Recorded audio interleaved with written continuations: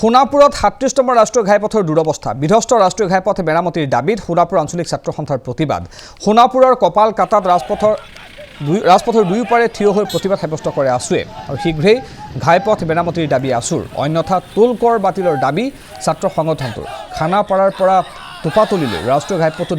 বৃহৎ গাঁতৰ সৃষ্টি হৈছে যাতায়াতৰ অসুবিধাৰ সন্মুখীন হৈছে লগতে যান বাহনৰ লগতে পথচাৰীৰ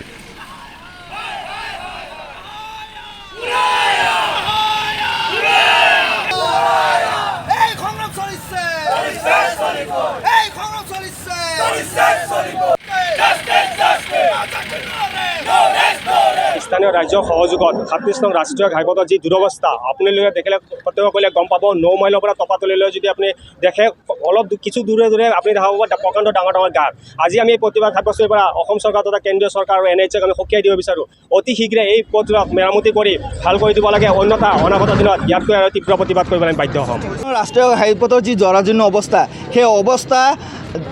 আপোনাৰ খানাপাৰাৰ পৰা টপাতলিলৈকে যি ৰাস্তাৰ দুৰৱস্থা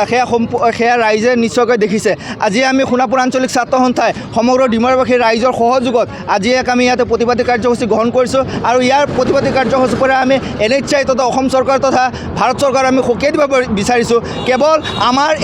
আমাৰ এই অসমৰ পৰা কেৱল টকা সংগ্ৰহ কৰিলেই নহ'ব ওচৰতে আমাৰ টোল গেটখন আছে এই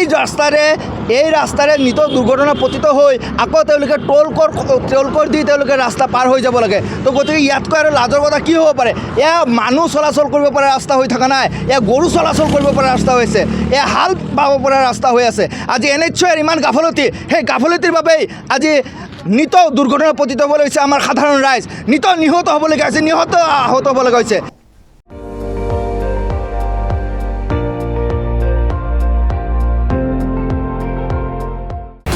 আপুনি চাই আছে ND24